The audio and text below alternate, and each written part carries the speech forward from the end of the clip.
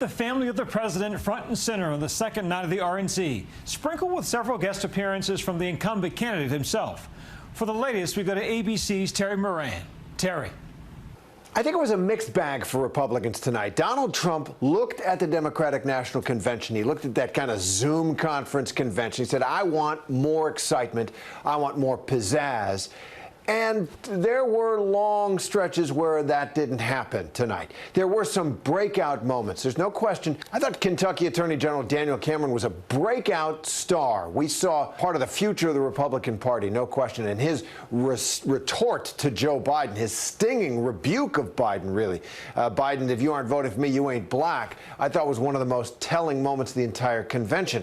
Melania Trump, the headliner, she gave a traditional First Lady's speech about bringing the country together around issues of family and issues of togetherness. But it seemed to be mixed a little bit with also that attack mode that we've seen so much from the Trump family. And I thought it was an uneasy mix. I also thought it was too long. So a mixed bag for Republicans. Some breakout moments, but I don't think it was the pizzazz and the excitement that Donald Trump, reality TV star and the best producer in this medium right now, wanted for night 2 of his convention.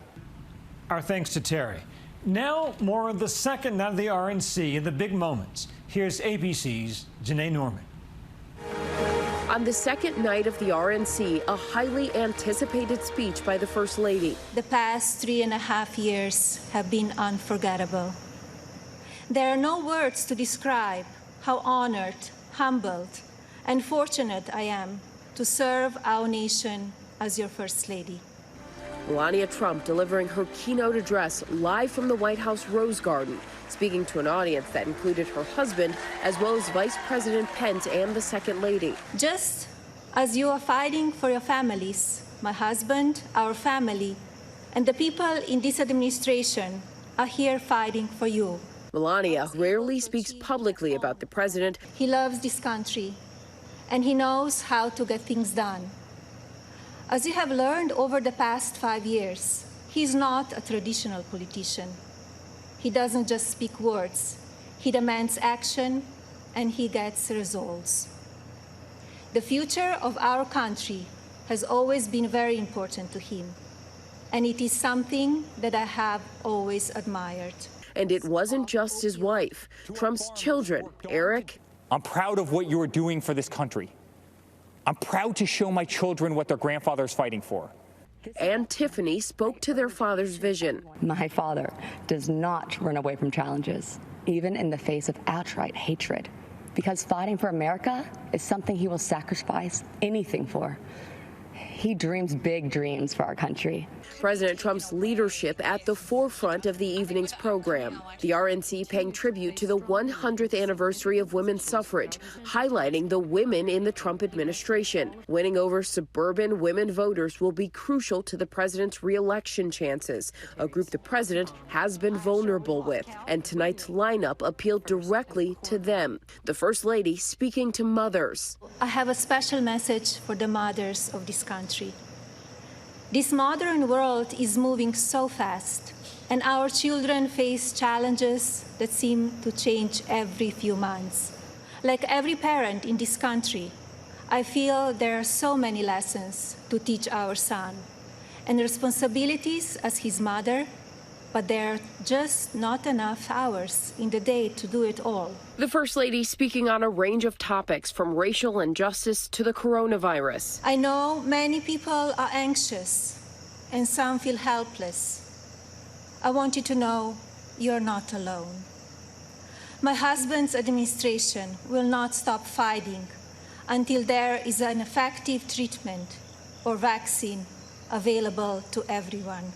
The pandemic will be a major issue this fall. In a new poll out yesterday, only 31% of Americans approve of the president's handling of coronavirus. Trump and the RNC are trying to change that narrative. And when it comes to the economy, the White House is facing an uphill battle. Since March, the U.S. has seen record numbers of unemployment, with millions of jobs lost in just 5 months, and the worst GDP drop in history last quarter. Still, White House economic advisor Larry Kudlow hailed the economy pre-COVID and doubled down on the administration's economic recovery plan. Look, our economic choice is very clear. Do you want economic health, prosperity, opportunity, and optimism? Or do you want to turn back to the dark days of stagnation, recession, and pessimism? I believe there can't be better economic policies than we've had in recent years. So I say, stay with them. And Kudlow wasn't the only member of the administration to voice support for the president. I'm Mike Pompeo. I'm speaking to you from beautiful Jerusalem, looking out over the old city. Mike Pompeo became the first sitting Secretary of State in modern times to deliver a speech in support of a president at a political convention.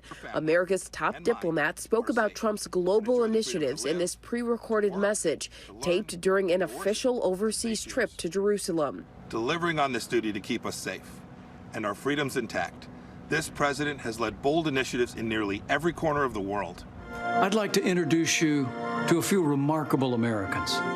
In a pre-taped video, Vice President Pence listening to voters' concerns on a range of issues, from school choice to pandemic response. What did the Paycheck Protection Program mean to your company as the coronavirus struck? Yeah, it was a huge, tremendous help and a big blessing. And so we applied, we were accepted really quickly. We're so grateful. Throughout the night, speaker after speaker echoed a chorus of support for the president. A key target, Trump's Democratic opponent, Joe Biden. He's a career politician who's never signed the front of a check and does not know the slightest thing about the American worker or the American business.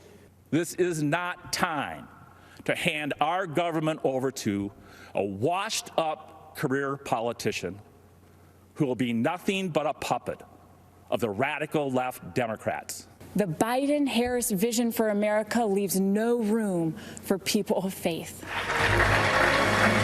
As night 2 of the RNC came to a close, Trump by his wife's side, a definitive moment for the president.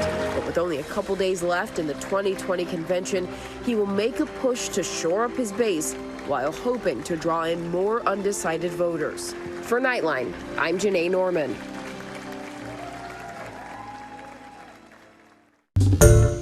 Hi everyone, George Stephanopoulos here. Thanks for checking out the ABC News YouTube channel. If you'd like to get more videos, show highlights, and watch live event coverage, click on the right over here to subscribe to our channel, and don't forget to download the ABC News app for breaking news alerts. Thanks for watching.